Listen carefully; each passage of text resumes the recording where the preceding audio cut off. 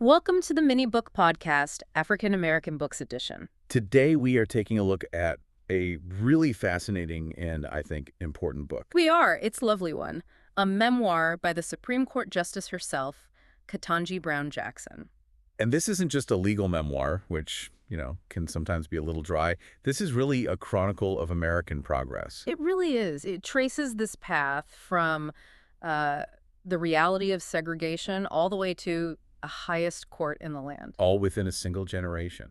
It's an incredible arc. It is. Now, before we jump in, we just have a couple of important notes for all of you listening. Right. First, while the voices you're hearing are generated by AI, all the content, all the stories we're discussing, they come straight from the book itself. And we really feel this is such a great way to learn about African American history and specifically about Justice Jackson's journey. We also just want to say a huge thank you for tuning in. If you like what you hear, please consider subscribing for future content.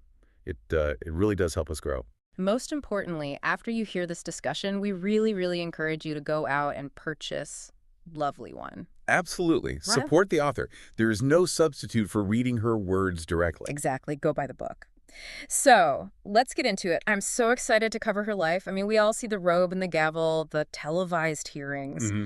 But the story of how she actually got there is just, it's wild. It is wild. And I think what's so essential to understand from the start is that this is not just a biography of one woman. It's an intergenerational saga. Right. Justice Jackson herself frames it as a story of grit and grace. When you look at the timeline, her family went from living under Jim Crow segregation to her sitting on the Supreme Court. In one generation. One generation. That really puts things in perspective. It can feel like ancient history, but it wasn't that long ago at all. Not at all. And speaking of family, we have to start with her name. Ketanji Onika. It's a beautiful name. And there's a very specific backstory there. Yeah, it was actually a gift from her Aunt Carolyn, who was serving in the Peace Corps in West Africa at the time.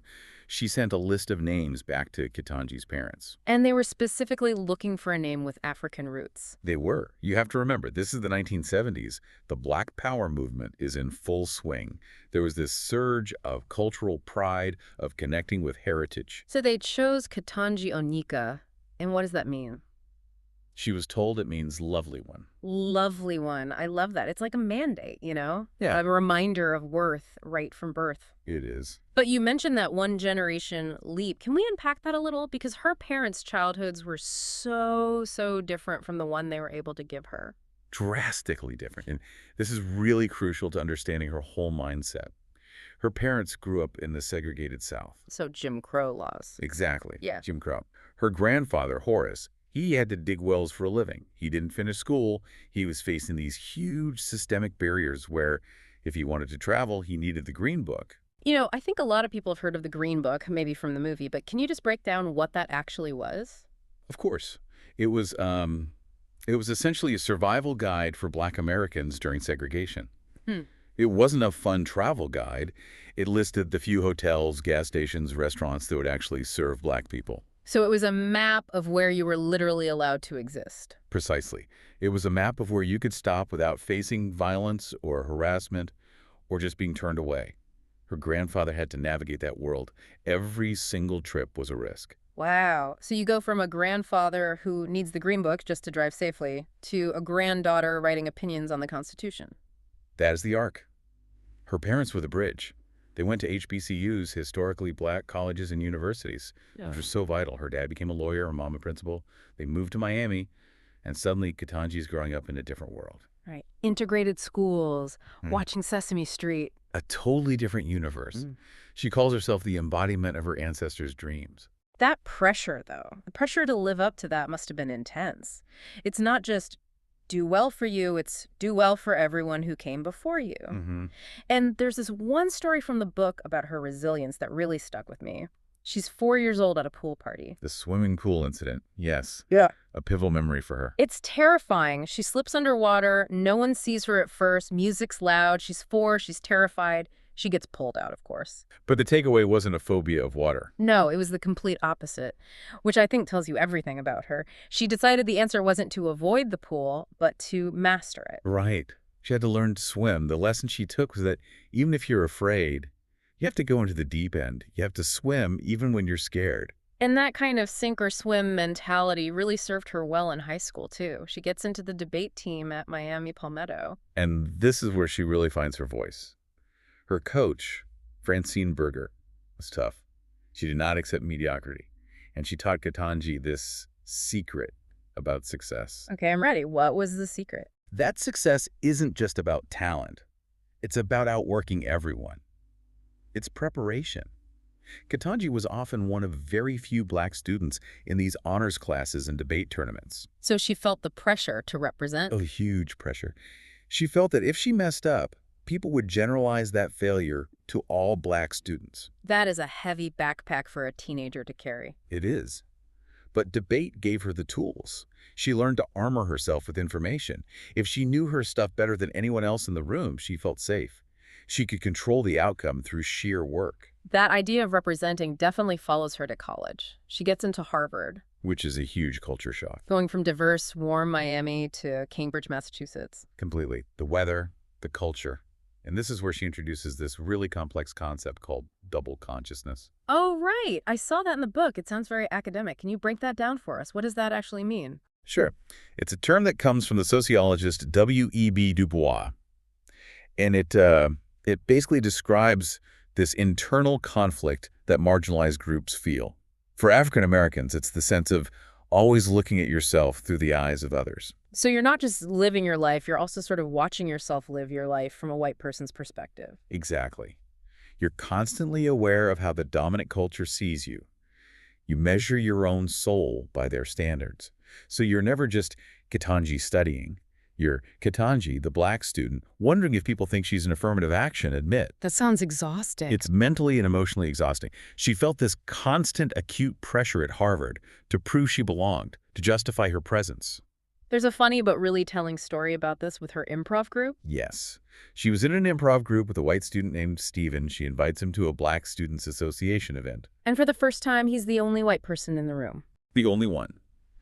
And he told her later how conspicuous he felt, how uncomfortable, like everyone was watching him. And he realized that was how Ketanji felt every single day in their classes. That empathy gap is huge. It's good she had her squad, though. Her roommates Nina, Lisa, and Antoinette. Her sisterhood.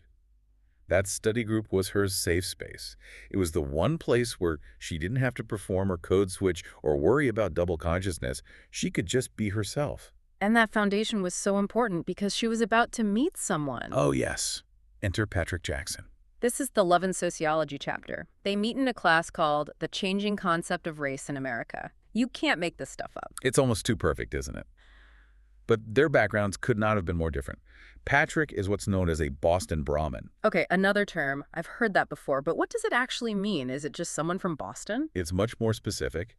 It refers to the old, elite, wealthy, white Anglo-Saxon Protestant families of Boston. The ones that can trace their lineage back to the Mayflower. Exactly. So let's just look at this contrast. Yeah. You have Ketanji, whose ancestors were enslaved people in the South, and you have Patrick, whose ancestor was Oliver Wendell Holmes, Jr., a Supreme Court justice. Wow. One family was writing the laws, the other was considered property by those same laws. But Ketanji's friends, her kitchen cabinet, they were a bit skeptical. I remember reading this. Her roommates basically interrogated him. They did. They sat him down for an intervention. They wanted to know if this wealthy white guy could truly understand what he was getting into, dating a black woman in America. But he didn't back down. Not at all. He told them, and he told Ketanji, I choose you. I choose you. That's powerful. So powerful. It was this unwavering commitment. Their marriage really bridged two completely different American histories. That's beautiful. So after Harvard, she starts her legal career, and this is where her path is really different from most Supreme Court nominees. It is. She was a public defender. Which is not the typical path. Not at all. Most justices come from corporate law or from being a prosecutor. A public defender represents people who can't afford a lawyer. She was representing the indigent. So she has seen the justice system from the perspective of the accused. A perspective that is incredibly rare on the high court. And for her, it was personal, too. It connected back to her Uncle Thomas. Right. Her uncle was sentenced to life in prison. For nonviolent drug offense. Life in prison. Yes. This was during the height of the war on drugs. Mandatory minimums. His sentence was eventually commuted, but that experience, it showed her that defendants aren't just case files, they're human beings with families. And she brought that sense of humanity to the bench. She did, and you see it in her work on the Sentencing Commission with the crack versus powder cocaine disparity. Can you explain that? Because it's a really important piece of history. For sure. So historically, federal law punished crimes involving crack cocaine, which was more common in black communities, about 100 times more severely than crimes involving powder cocaine. Even though it's chemically almost the same drug? Yeah, exactly. The result was a massive racial imbalance in prisons. It just decimated communities. As vice chair of the Sentencing Commission, she worked to reduce that disparity. She saw it as bending the arc toward justice. Making sure the punishment fit the crime, not the race of the person. Precisely. Okay, let's jump forward to 2022, the Supreme Court nomination. But before we get to the hearings, there's that moment with her daughter, Layla. Oh, the letter. I love this part. Right, Layla's 11, and she writes a letter to President Obama. She does. She basically recommends her mom for the Supreme Court. And she tells the president that her mom never breaks a promise. It's just such a pure, honest endorsement. It shows that even with this high-powered career, she was a present and reliable mother. Absolutely. And then came the hearings, which were intense. Grueling is the word she uses. The scrutiny was off the charts. But in the middle of all that, there was that moment of grace with Senator Cory Booker. When he said, nobody's going to steal that joy. Yes. And she writes about tearing up. Because here she is, holding this perfect judicial temperament for hours and hours. And he just acknowledged her humanity. He acknowledged the historic burden she was carrying. And then the oath, the swearing in. The symbolism here is just incredible. She used 2 Bibles. One was her family Bible, but the other one, The Harlan Bible. the Harlan Bible. This, to me, is the most profound historical connection in the whole book. So who was Justice Harlan? John and Marshall Harlan. He was a justice in the late 1800s, and he is famous for being the lone dissenter in the case Plessy v. Ferguson. Plessy v. Ferguson. That's the separate but equal case, right? The one that legalized segregation. That's the one. The entire rest of the court said segregation was fine. Harlan alone stood up and said, no, our Constitution is colorblind. So Ketanji Brown Jackson, the first black woman justice, Is placing her hand on the Bible of the man who stood alone against the very laws that oppressed her grandparents. that's a full circle moment. It is a profound full circle moment. It's like she's reaching back through history. It really is. It makes you think about what progress actually looks like. It looks like this. It looks like Lovely One. It looks like owning your story. And that title, Lovely One, it feels like more than a name. It's a challenge, isn't it? To own your own worth. It is. It's a mandate to define yourself instead of letting society define you. Her story is a lens for the broader scope of African-American history, from the Green Book to the Supreme Court bench. That's a perfect place to leave it. It really is. Well, that brings us to the end of our discussion today. We really hope you learned something new about Justice Jackson and the history that shaped her. And please remember, if you want the full story, go out and purchase Lovely One by Ketanji Brown Jackson. Yeah. We've just scratched the surface. The book has so much more detail and heart. Definitely. Support the author, and please subscribe to this podcast if you haven't already. It helps us a lot. And maybe tell a friend who loves history or biographies about the show. We'd also love to hear from you. In the comments section, let us know what books you'd like us to cover in the future. We're always looking for suggestions. Thank you so much for subscribing and for listening. We'll see you next time.